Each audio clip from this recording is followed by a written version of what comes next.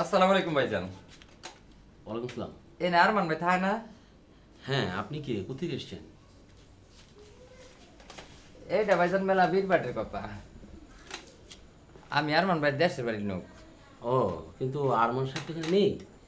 উনি আপনি আসার আগে বেরিয়ে গেছেন, রাত 10টার আগে ফিরবে না। তাহলে তো ভাইজান বিরাট ঝামেলায় পড়ে গেলাম। আচ্ছা ভাইজান, আপনার এই কই আরমান ভাই তো তাহলে নিশ্চয়ই ভালো একটা চাকরি করে। আপনার কি এরকম কোনো কথা বলছে নাকি?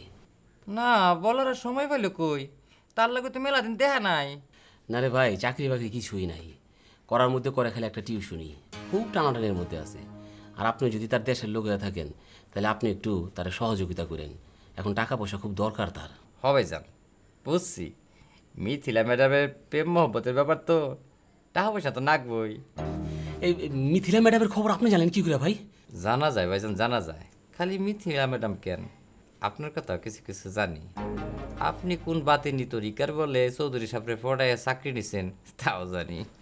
ভাই আপনি কে ভাইজান? আমি ভাইজান সামান্য একটা লোক, মিথিলা ম্যাডামকে বাড়ি কামের লোক। তাই কামের লোক হইলেও আজকে যে ঘটনাটা জানলাম তা কিন্তু সামান্য না। ভাইজান, কথাটা কি মিছা কইলাম? আচ্ছা, তোমার কি চৌধুরী সাহেব নিচে পাঠাইছে? না, নিজে পাঠাই নাই, আমি নিজ ঘর যাই আইছি। ভাইজান, মনে হইতেছে আপনার আমি চিন্তার মধ্যে ফেলাই দিলাম। তাই চিন্তা ভাবনা করে কোনো লাভ নাই। এটা থেকে বাঁচনের দুইটা উপায় আছে। এক নম্বর হইল আপনাদের বাইকে যাওয়া, আর দুই নম্বর হইল কি আমার মুখ বন্ধ করা। আপনারা বাইকে গেলে অবশ্য খরচাপাতি পড়বো না, কিন্তু আমার মুখ বন্ধ করার রাস্তাটা হলো খরচাপাতির রাস্তা। আচ্ছা কত, এই তোমার মুখ বন্ধ করতে হলে তোমার কত টাকা দিতে হইব? ভাইজান, খবরটা তো খুব ওজনই, তাই খরচা একটু বেশি পড়বো। এক লগে দিতে পারবেন না জানি, তাই সমিতির সিস্টেমে কিস্তিতে দিতে পারেন। আচ্ছা ঠিক আছে, তাই সই, আমি তোর দিতেছি, দাঁড়াও। তুমি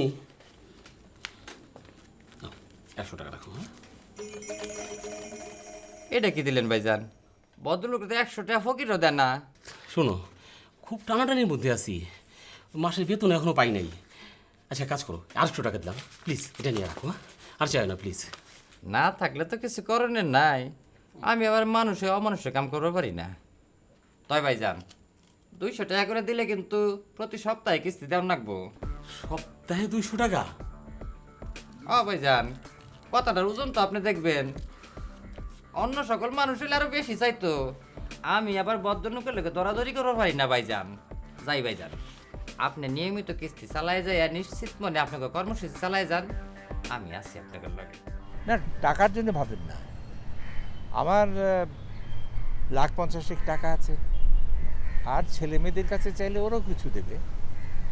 কিন্তু এখন যেটা সবচেয়ে বেশি প্রয়োজন তা হলো একটা ভালো প্ল্যান আর কিছু উদ্যমী মানুষ। আপনি আসলে কি করতে চান? করতে তো চাই অনেক কিছুই, তবে আপাতত আমার মতো একজন সফল কিন্তু মানসিকভাবে অসহায় মানুষদের নিঃসঙ্গতা কাটানোর কিছু উপায় বের করা। কিভাবে করবেন সেটা ভেবেছেন? আমার যে খুব একটা পরিষ্কার ধারণা আছে সে কথা বলবো না, তবে ভাষাভাবে যেটা ভেবেছি সেটা হলো একটা সেন্টার খোলা হবে। সেখানে নিঃসঙ্গতা কাটানোর জন্যে নানা রকম ব্যবস্থা থাকবে। ইচ্ছে করলে কেউ সারাদিন থাকতে পারে, আবার যারা আসতে পারবে না তাদের বাড়িতে গিয়ে সময় দেওয়া হবে। কিন্তু এ কাজ করতে গেলে তো অনেক খরচের ব্যাপার। দীর্ঘদিন চালাতে গেলে কোটি কোটি টাকার দরকার হবে। টাকাটা আসবে কোত্থেকে? মানে প্রত্যেকেই তাদের সামর্থ্য মতো দেবে। টাকা নিয়ে কবরে গিয়ে তো কোনো লাভ নেই। কিন্তু টাকা নষ্ট করে নির্জনতা দূর করার মতো মানসিকতা আমাদের হয়েছে কি না সেটা কিন্তু ভাবতে হবে। আপনি খুব একটা মূল্যবান কথা বলেছেন। এই জন্যে আমাদের রোদে মোটিভেট করতে হবে। ধরুন প্রথমে আমরা 3 মাস কার কাছ থেকে পয়সা নিই, আর যারা অভাবী তাদের কাছ থেকে কোনো পয়সা নেওয়া।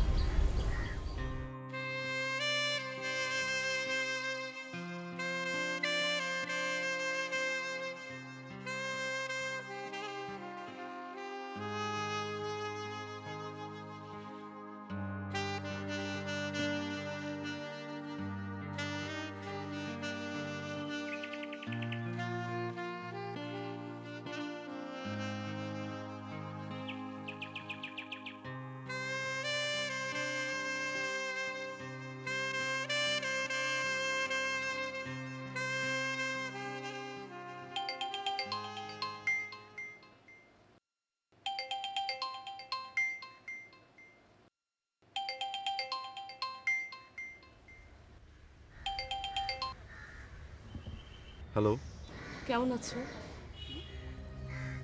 ভালো। আপনি? বন্ধুকে কেউ কি আপনি করে বলে? সরি, কেমন আছো? আমি ভালো নেই, চেষ্টা করছি ভালো থাকার, কিন্তু পারছি না। কি হলো, কথা বলছো না কেন? কি বলবো? আমি ভালো থাকতে পারছি না কেন? কেন আমার বেঁচে থাকতে ইচ্ছে করছে না? আমার মনে হচ্ছে আমি পাগল হয়ে যাব। সব ঠিক হয়ে যাবে। কিছুই ঠিক হবে না, তুমি দেখো আমি মরে যাব। প্লিজ মিথিলা, বন্ধুর কাছে এভাবে বলতে নেই। বন্ধুত্বতে কষ্ট হয়। তবুও ভালো, এখনো আমার জন্য তোমার কষ্ট হয়। এই, তুমি কি একবার আসতে পারবে? তোমাকে দেখতে আমার খুব ইচ্ছে করছে। দেখা হয়ে কি লাভ? কবিতা শুনবে? তুমি যা বলবে তাই শুনবো। ঘুচলো যখন দেখা শোনা, এলেম যখন দূরে, তখন প্রথম শুনতে পেলাম কোন প্রভাতীর সুরে। মুখখানি তার উঠল ফুটে আধার পটে, সন্ধ্যা তারার মতো। একই সাথে জানিয়ে গেল সে যে আমার কত, সে যে আমার কতখানি নয়। প্রেমের শিখা জ্বলল তখন, নিবল যখন চোখের পরিচয়। আমার খুব কান্না পাচ্ছে আরমান। রবি ঠাকুর আমার কথা বুঝিয়ে বুঝিয়ে এই কটা লাইন লিখেছিলেন। আরমান, আরমান প্লিজ, তুমি কি একবার আমাদের বাসায় আসতে পারবে? আমি তোমাকে প্রাণ ভরে দেখবো। ঠিক আছে, সন্ধ্যায় আসবো, তবে কোনো পাগলামি করতে পারবে না। মনে রেখো, আমি তোমার শুধুই বন্ধু, শুধু বন্ধু। তুমি দেখো আরমান, আমি একটু পাগলামি করব না। Bye.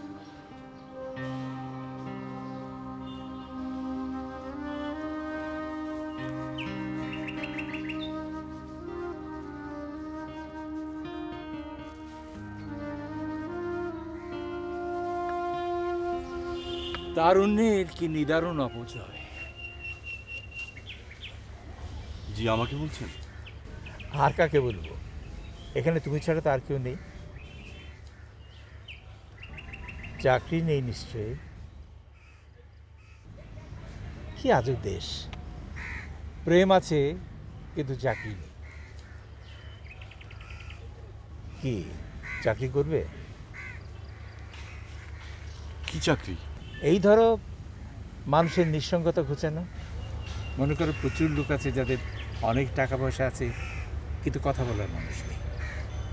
এই যে যন্ত্রণা, তা থেকে মুক্তি দেয়। সঙ্গে থাকবে, কথা বলবে। আঙ্কেল, আমি তাহলে আজ উঠি। আচ্ছা, আসসালাম। ওয়ালাইকুম আসসালাম।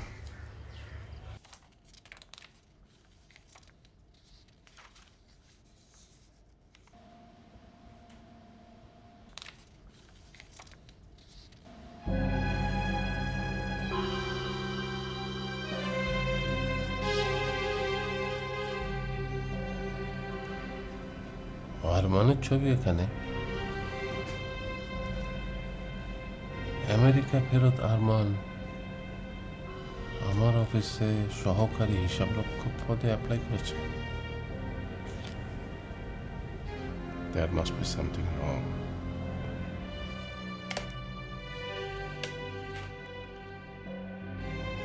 वर्षा, জি স্যার। फैसल को पठा तो জি sir. Urgent. Okay sir.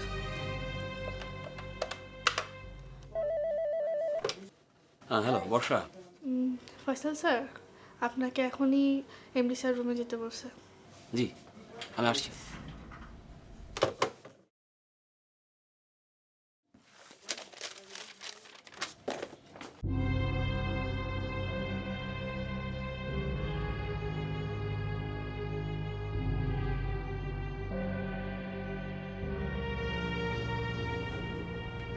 Sir,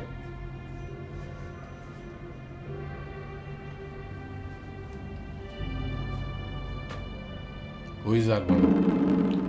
sir, sir, Don't try to be smart. Who is Arman? Sir আমি আমি ঠিক আরমান সাহেবকে আয়ান দুটোকে আমি পুলিশে দেবো। You have cheated me! আমার মেয়েকে চিট করেছো, তোমাদেরকে আমি ছাড়বো না।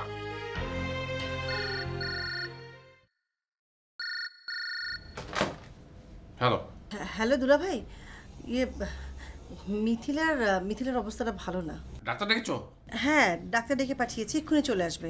আপনি পারলে একটু তাড়াতাড়ি চলে আসুন। হ্যাঁ ঠিক আছে, আমি আসছি এক্ষুনি। দুলা ভাই, ওই যে আপনার অফিসে যে ছেলেটা আছে না, ওকে দিয়ে আরমানকে একটু ডেকে পাঠান। আচ্ছা আমি দেখছি।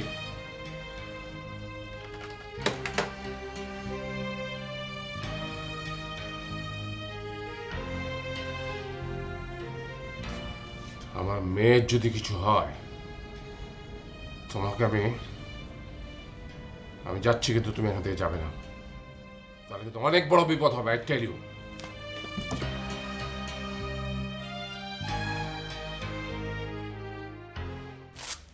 আচ্ছা, ওকে কি হাসপাতালে নিতে হবে? না, মেন্টাল ডিসঅর্ডার, ঠিক হয়ে যাবে। ডক্টর কি অবস্থা? ডোন্ট ওরি মিস্টার চৌধুরী, মানসিক প্রেসারে সেন্সলেস হয়ে গিয়েছিল, এখন শি ইজ স্লিপিং। ডক্টর, আমার একমাত্র মেয়ে। মিস্টার চৌধুরী, আপনার মেয়ের কিছুই হয়নি, ও ঘুমাচ্ছে, ঘুম থেকে উঠলে সব ঠিক হয়ে যাবে, ওকে? তবে একটা জিনিস খেয়াল রাখবেন, ওর ওপর কোনো ধরনের মানসিক চাপ যেন সৃষ্টি না করা হয়, এটা খেয়াল রাখতে হবে। হ্যাঁ, ওর যা বয়স, যে কোনো কারণেই তো মেন্টাল প্রেশার আসতে পারে। এটা ঠিক বলেছেন, তবে প্রত্যেকের কিন্তু একটা নিজস্ব জগৎ আছে, প্রত্যেকেই চায় বাহিরের জগৎটা তার নিজের জগতের সাথে ম্যাচ করে চালাতে, কিন্তু অনেক ক্ষেত্রে সেটা হয়ে ওঠে না, যার ফলে এই মানসিক অশান্তি, মেন্টাল ডিজাস্টার সৃষ্টি হয়। আপনার মেয়ের ক্ষেত্রে যেটা করতে হবে, ওর মানসিক চাওয়া পাওয়ার প্রতি যদি আপনারা বাধা হয়ে না দাঁড়ান, I think she will be all right, সে ঠিক হয়ে যাবে। ওকে মিস্টার চৌধুরী, আমি তাহলে উঠি। এক মিনিট। কাদের, কাদের, স্যার। ডাক্তারকে এগিয়ে দিয়ে এসো। Thank you. দুলা ভাই, আরমানকে একটা খবর দিন। আরমান একটা চিট, ও আমাদের সবাইকে ঠকিয়েছে। কি বলছেন এসব? এটা দেখো।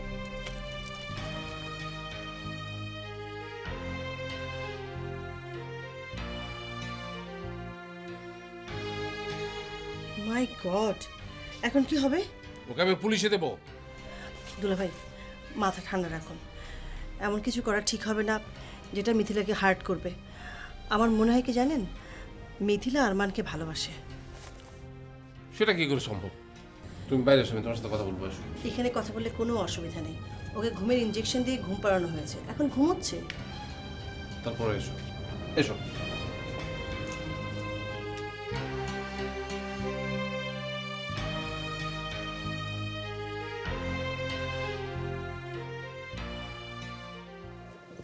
তাহলে তুমি বলছো আমি আরমানের বিরুদ্ধে কোনো ব্যবস্থা নেব না?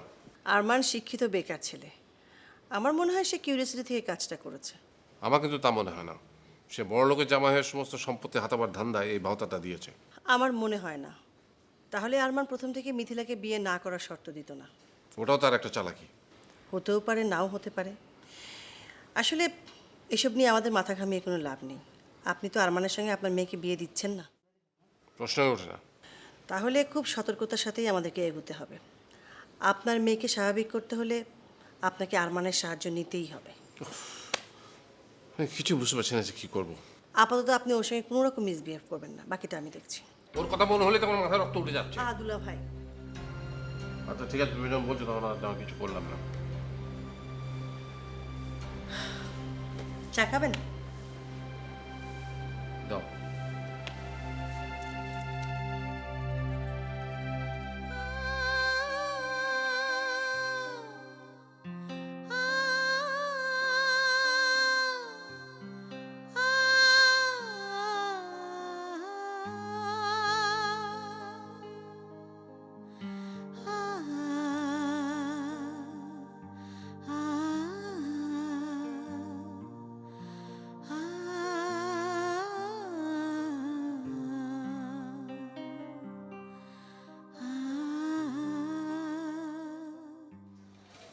তার মানে তোমার চাকরিটা আর থাকছে না? তোমাকে তো আমি সব কিছুই খুলে বললাম, এত কিছু জানার পর চৌধুরী সাহেব কি আমার চাকরি রাখবে বলে মনে হয়? আসলে আমার কপালটাই খারাপ, যাকে ধরে আঁকড়ে থাকতে চাই তখনই একটা ঝামেলা বাঁধে। এতটা মন খারাপ করো না, চাকরি একটা গেছে, আরেকটা পাবো। এদিকে বাবার চাকরি নাই, ওদিকে তোমার চাকরিটাও যাচ্ছে। আমি যে ফ্যামিলিকে নিয়ে কি করব? আমাকে নিয়ে ভেবো না, তুমি তোমার পরিবারটাকে সামলাও। আচ্ছা, বিয়ের পরে আমার ফ্যামিলির কি হবে বলো তো? কি হবে মানে? এখন যেভাবে সংসার দেখছো সেভাবে সংসার দেখবে। না মানে এইটা নিয়ে বিয়ের পরে কোনো প্রশ্ন উঠবে না? প্রশ্ন উঠবে কেন? মা বাবা হচ্ছে সন্তানের পরম আপনজন। মা বাবার পায়ের নিচে সন্তানের বেহেশত, তা ছেলেই হোক আর মেয়েই হোক। যাক, তুমি আমাকে অনেক আশ্বস্ত করলে। তোমার কথাটা শুনে আমার খুব ভালো লাগছে। আসলে হয় না, সঠিক মানুষ পাওয়াটা একটা মেয়ের জীবনে অনেক বড় পাওয়া। আমার খুশিতে নাচতে ইচ্ছে করছে এখন। আপাতত তুমি তোমার ইচ্ছাটাকে ঢাকনা দিয়ে ঢেকে রাখো। আচ্ছা, খালাম্মার খবর কি? রাগ কি কমেছে? রাগ পড়ার তো কোনো লক্ষণই দেখছি না। কমবে কমবে, আঙ্কেল যখন একটি চাকরি পেয়ে যাবে ঠিক কমে যাবে। ফয়সাল, তুমি কিন্তু মার উপর মন খারাপ করে থেকো না। ও নিয়ে তুমি ভেবো না। এটাই তো আমার বড় স্বস্তি। চলো।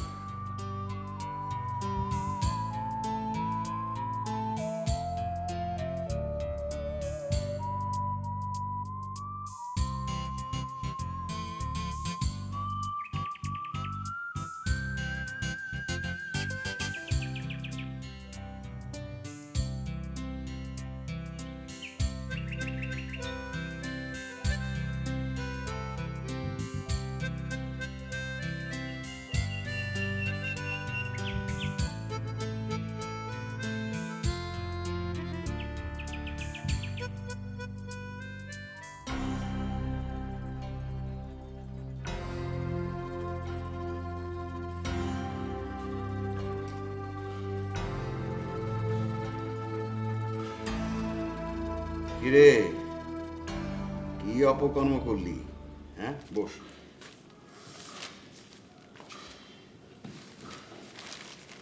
পিঠে কি কিছু পড়েছে? এখনো শুরু হয়নি। হেড অফিসে এখনো খবরটা জানে না। খবরটা কি? আব্বু, আমি পরীক্ষায় 2 বিষয়ে ফেল করেছি। বাহ বাহ, চমৎকার চমৎকার, 2 বিষয়ে ফেল।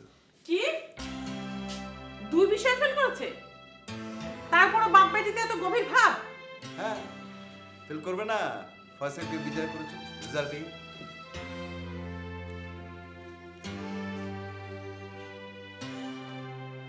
ফয়সালকে বিদায় করবো না তো কি করবো? বাড়িটাকে কি প্রেমের কুঞ্জ বানাবো? এই তো একটা বাজে কথা বললে। বাড়িটা প্রেম কুঞ্জ হতো না, ওর লেখাপড়াটা ভালো হতো, 2 বিষয়ে ফেল হতো না। খুব ভালো হতো।